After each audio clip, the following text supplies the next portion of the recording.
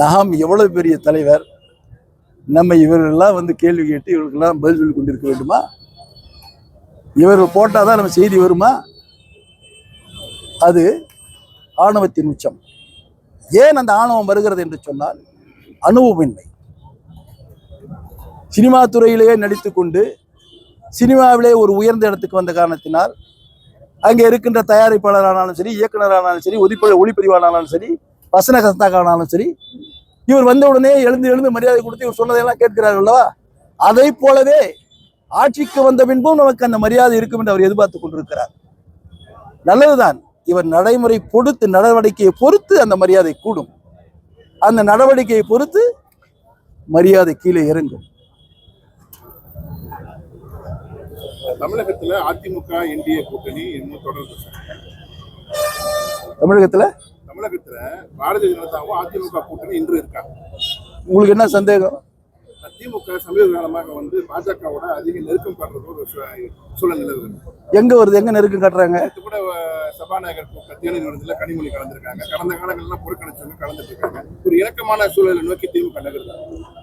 அவர் ஆட்சியில் இருந்தால் நேரடியாக எதிர்த்துக்கொண்டே இருக்க வேண்டும். இப்பொழுது ஆட்சியில் இல்லை.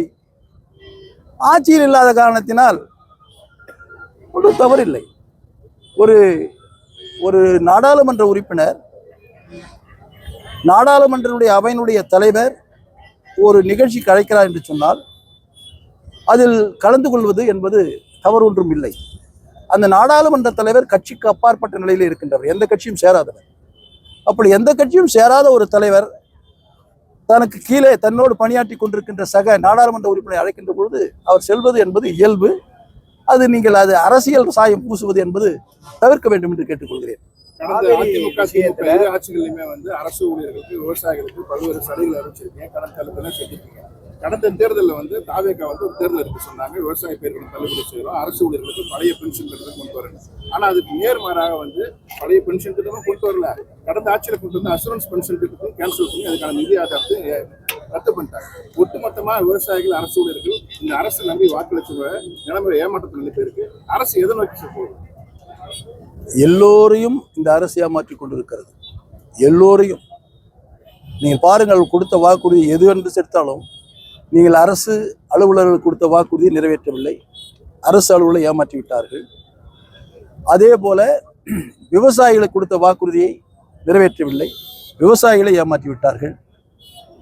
குடும்ப பெண்களுக்கு வாக்குறுதி கொடுத்தார்கள், அதையும் நிறைவேற்றவில்லை, குடும்ப பெண்களை ஏமாற்றி விட்டார்கள். மாணவர்களுக்கு, படித்த பட்டதாரி மாணவர்களுக்கு 4000 ரூபாய் கொடுத்தேன் என்று சொன்னார்கள், இந்த நிதிநிலை அறிக்கையில் வரவில்லை. அந்த படித்த மாணவர்களை ஏமாற்றி விட்டார்கள்.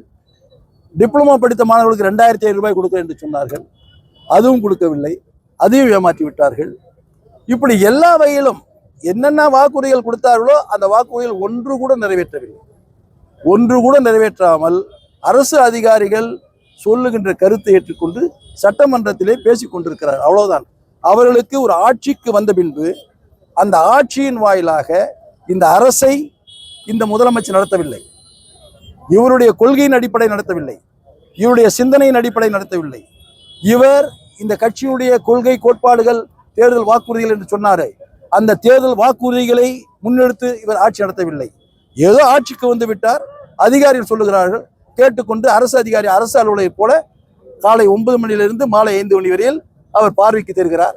5 மணிக்கு மேல் பார்ப்பேன் என்று சொன்னால் மீண்டும் அடுத்த நாள் காலை 9 மணிக்கு தான் தெரிகிறார்.